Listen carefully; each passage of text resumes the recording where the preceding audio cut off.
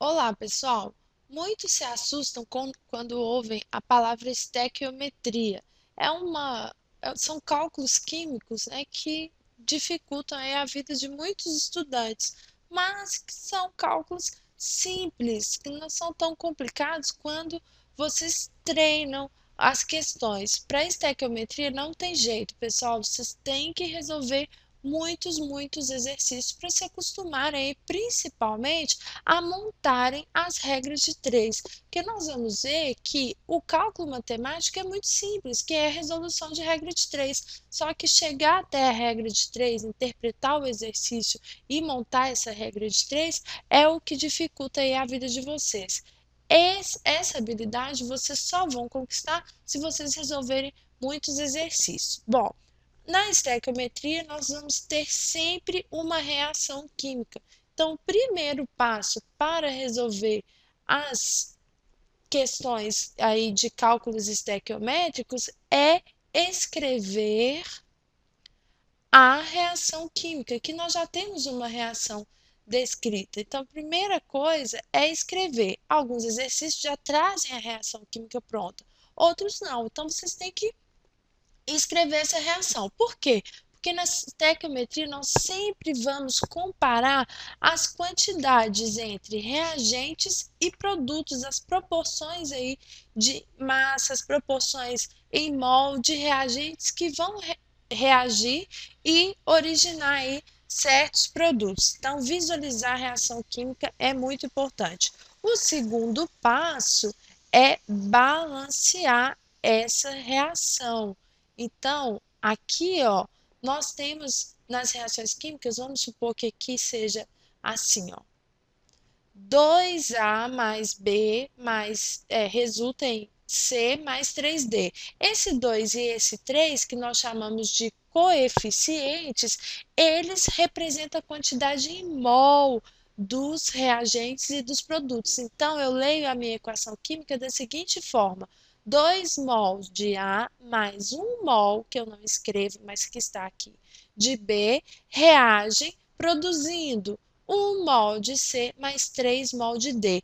Quando eu faço o balanceamento, eu vou igualar a quantidade de átomos de elementos químicos que reagiram e de elementos que foram produzidos. Todos os elementos, todos os átomos que são participantes aqui, que formam os reagentes, eles devem aparecer depois nos produtos.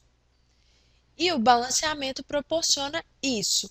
O terceiro passo para resolver, então, uma questão estequiométrica é montar a regra de três, que é aqui que quase todo mundo fica agarrado aí nas atividades de estequiometria. Então, montar a regra de três. Eu quero que vocês tenham atenção que em estequiometria nós sempre vamos comparar duas substâncias diferentes.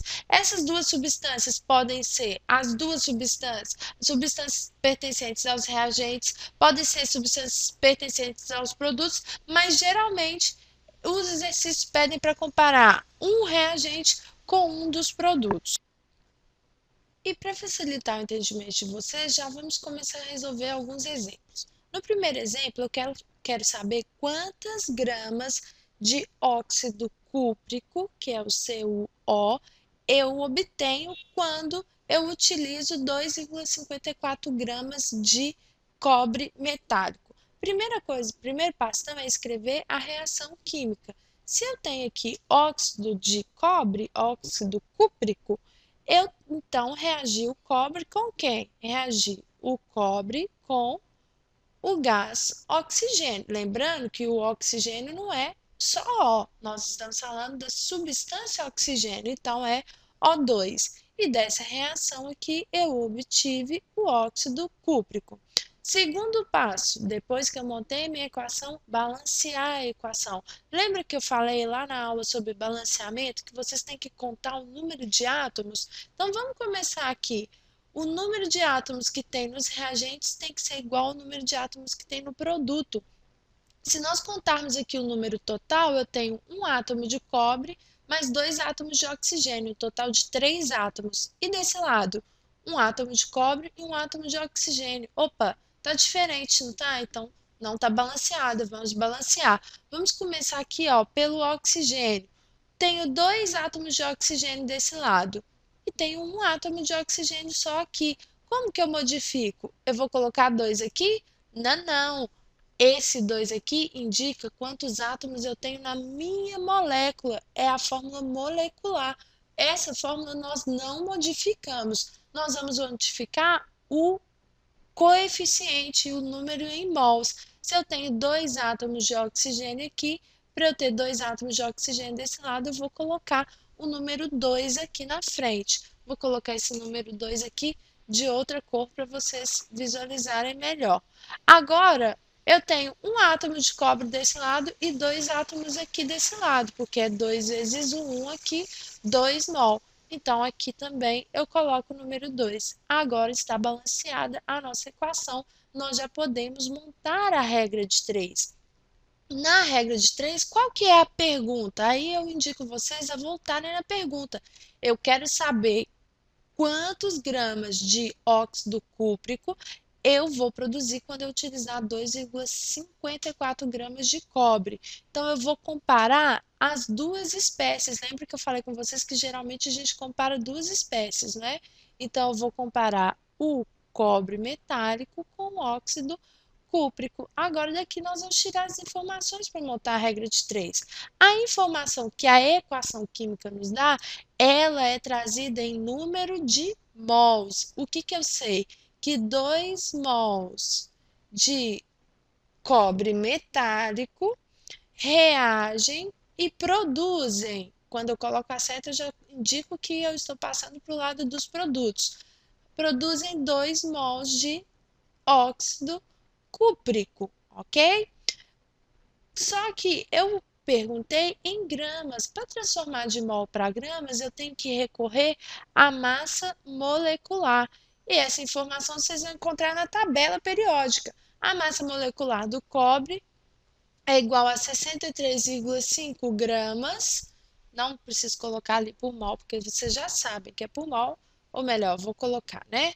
E a massa molecular do oxigênio, vocês já sabem também que é igual a 16 gramas por mol. Então, olha só, 2 mols de cobre. Se para cada mol eu tenho 63,5 gramas, para 2 mol eu tenho 2,63,5 gramas de cobre.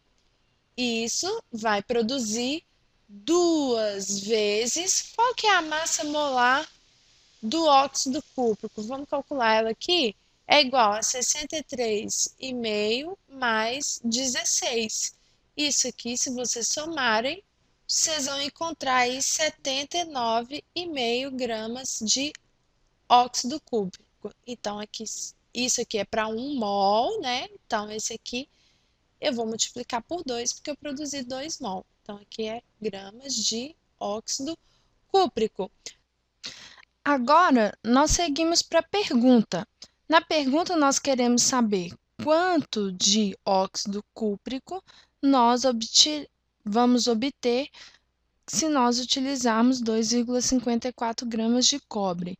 Então, se nós utilizarmos 2,54 gramas de cobre, nós produziremos X de óxido cúprico. Então, aqui nós temos a nossa regra de 3, e é a partir dela que nós vamos desenvolver, então, os cálculos para encontrar o valor de X. Então, vamos resolver aqui com a regra da cruz, né? Com a regra multiplicação cruzada, nós teremos 2 vezes 63,5 gramas de cobre vezes X igual a 2,64 gramas de cobre vezes 2 vezes 79,5 gramas de CuO. Eu não resolvo aqui as contas porque depois vai ficar mais fácil para a gente simplificar, tá bom? Então, o X será igual a 2,54 vezes 2 vezes 79,5 sobre dividido por 2 vezes 63,5.